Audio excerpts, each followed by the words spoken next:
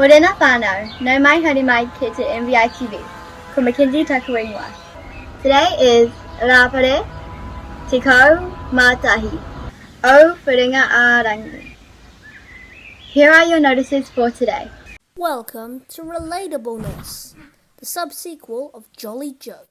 When you get that one stupid pistachio you just can't open! Autocorrect!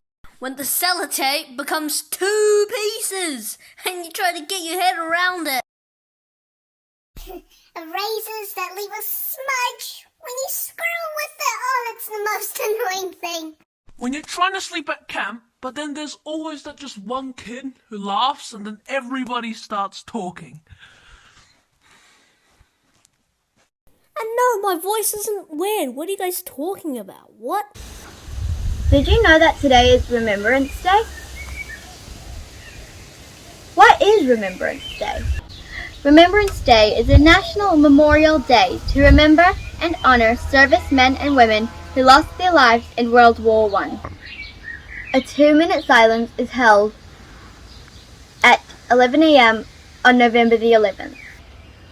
On the 11th hour of the 11th day of the 11th month, which marks the day the armistice was signed between the Allies and Germany, which brought an end to World War I.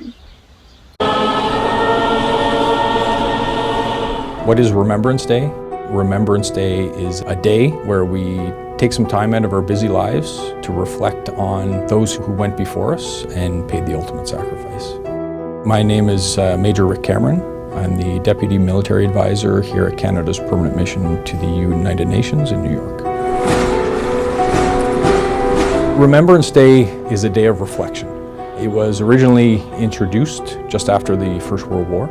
At that time it was called Armistice Day, in commemoration of the armistice on the 11th of November, 1918. Armistice Day signified the end of the First World War, and it was to take effect the 11th hour of the 11th day of the 11th month, which is why we celebrate it or commemorate it on 11th of November every year. And at 11 o'clock, it is signified by 2 minutes of silence, right as the clock strikes 11.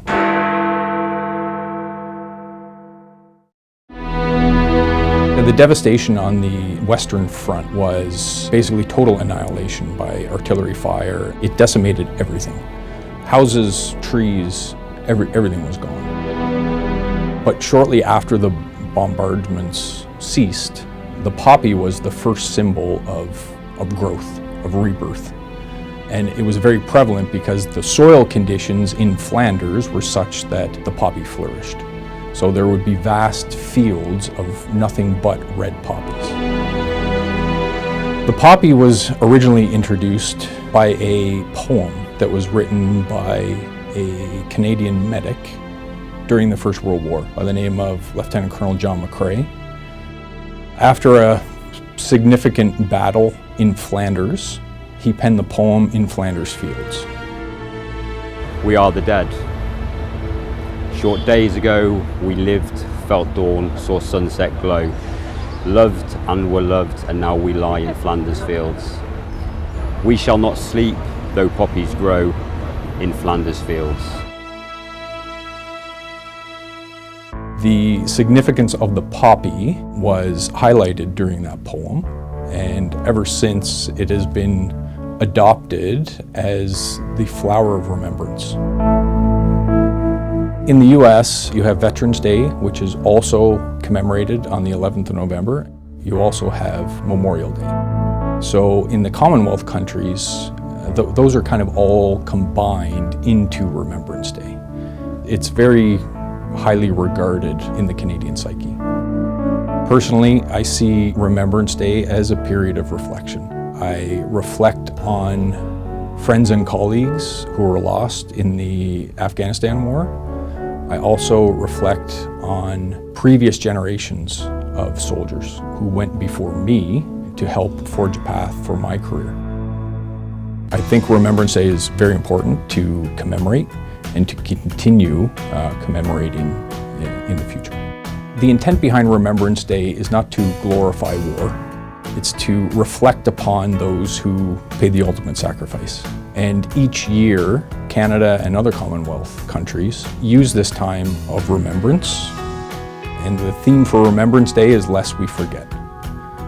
We need to remember what happened in the past so we don't revert to those ways in the future.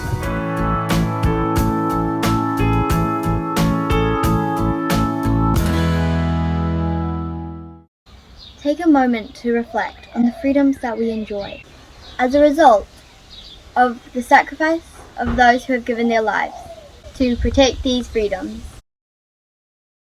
Well, that's all, folks. Have a thought-filled Thursday. See you same time, same place tomorrow.